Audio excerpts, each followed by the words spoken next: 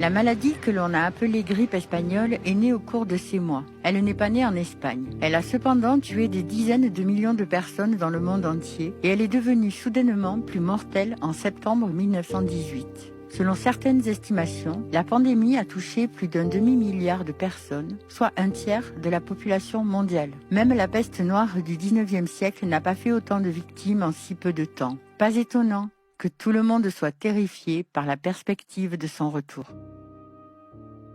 Il y a quelques années, des chercheurs ont déterré en Alaska 4 corps gelés dans le permafrost depuis 1918 et ont pu identifier l'ARN d'un virus de la grippe dans le tissu pulmonaire de l'un d'entre eux. C'était le germe monstrueux qui était censé avoir tué tant de personnes dans la fleur de l'âge, le germe qui ressemble tant à un virus porcin, contre le retour duquel nous devons exercer une vigilance éternelle de peur qu'il ne décime à nouveau le monde.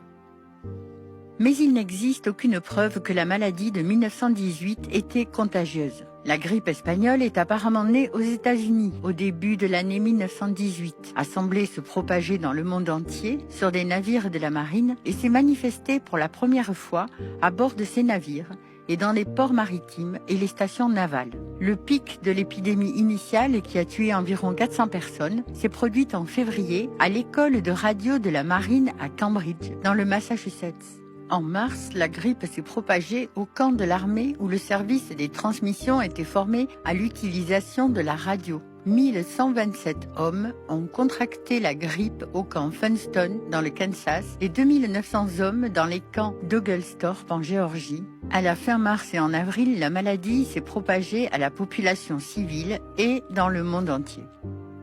D'abord faible, l'épidémie a explosé, causant en septembre des morts simultanément partout dans le monde. Les vagues de mortalité ont traversé à une vitesse étonnante l'océan mondial de l'humanité, encore et encore, jusqu'à ce que leurs forces soient finalement épuisées 3 ans plus tard. Ces victimes étaient souvent malades chroniques pendant des mois. L'une des choses qui intriguait le plus les médecins étaient toutes les hémorragies. 10 à 15% des patients grippés vus en cabinet privé et jusqu'à 40% des patients grippés dans la marine souffraient de saignements de nez. Les médecins décrivaient parfois le sang comme jaillissant des narines. D'autres saignaient des gencives, des oreilles, de la peau, de l'estomac, des intestins, de l'utérus ou des reins. L'hémorragie pulmonaire étant la voie la plus courante et la plus rapide vers la mort. Les victimes de la grippe se noyaient dans leur propre sang. Les autopsies ont révélé que jusqu'à un tiers des cas mortels avaient également subi une hémorragie cérébrale. Et il est arrivé qu'un patient semble se remettre des symptômes respiratoires pour finalement mourir d'une hémorragie cérébrale. La régularité avec laquelle ces diverses hémorragies sont apparues suggère la possibilité d'un dérèglement du sang lui-même, écrivaient les docteurs Erskine et Knights de Cedar Rapids, Iowa, à la fin de 1918. Ils ont donc analysé le sang d'un grand nombre de patients atteints de la grippe et de pneumonie.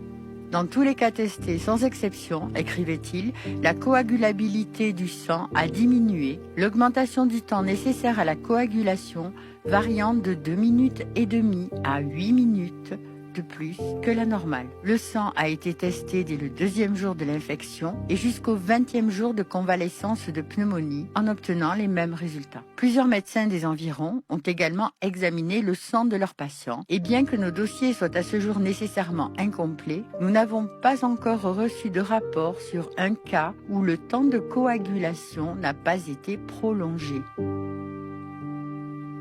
Cela ne correspond pas à un quelconque virus respiratoire, mais à ce que l'on sait au sujet de l'électricité, depuis que Gerhardt a réalisé la première expérience sur le sang humain en 1779. Erskine et Knight ont sauvé leurs patients, non pas en combattant l'infection, mais en leur administrant de fortes doses de lactate de calcium pour faciliter la coagulation du sang.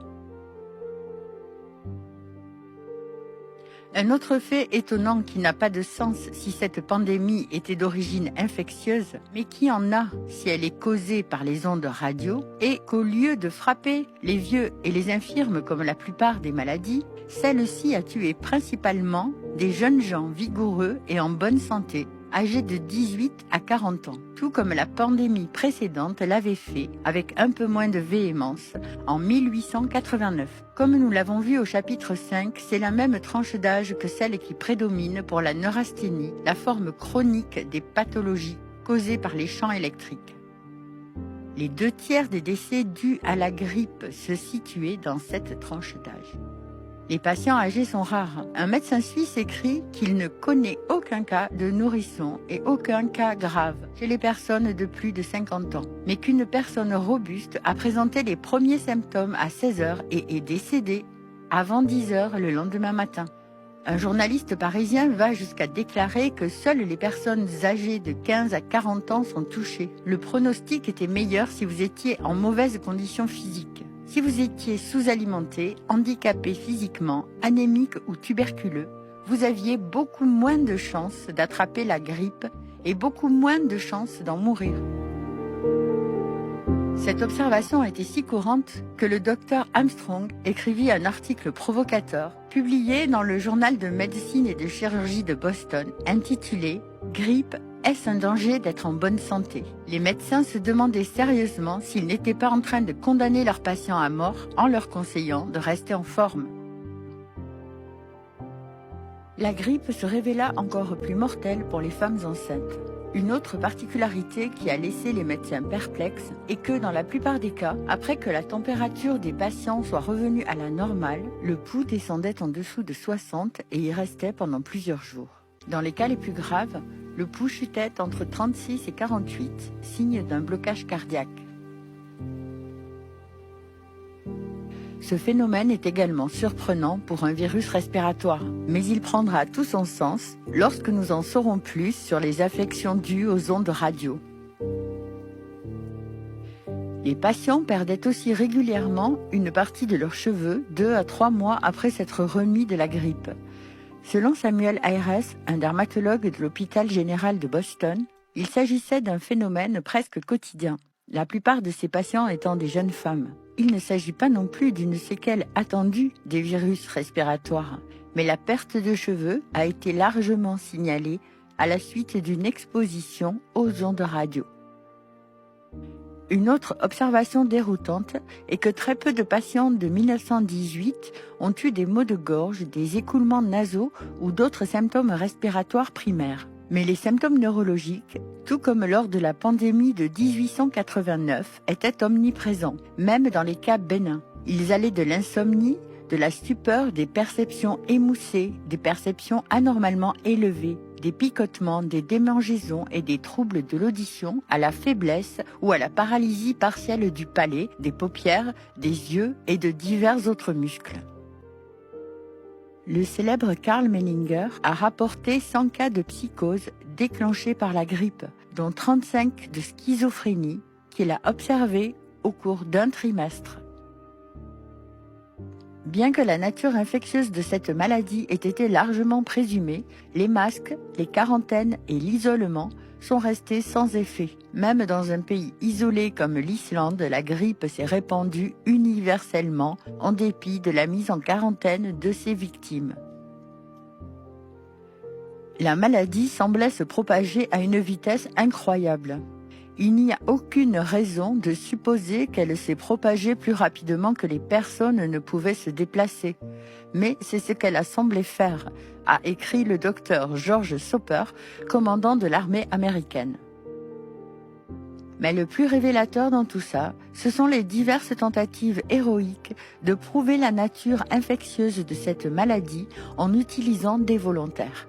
Toutes ces tentatives faites en novembre et décembre 1918 et en février et mars 1919 ont échoué. Une équipe médicale de Boston, travaillant pour le service de santé publique des États-Unis, a essayé d'infecter 100 volontaires sains, âgés de 18 à 25 ans. Leurs efforts ont été impressionnants et la lecture en est divertissante. Nous avons collecté le matériel et les sécrétions muqueuses de la bouche, du nez, de la gorge et des bronches des personnes atteintes de la maladie et nous les avons transférés à nos volontaires. Nous nous sommes toujours procuré ce matériel de la même manière. Le patient, fiévreux, alité, a devant lui un grand plateau, peu profond, et nous lui rinçons une narine avec des solutions salines stériles en utilisant peut-être 5 ml que l'on laisse couler dans le plateau. Puis le patient souffle vigoureusement par cette narine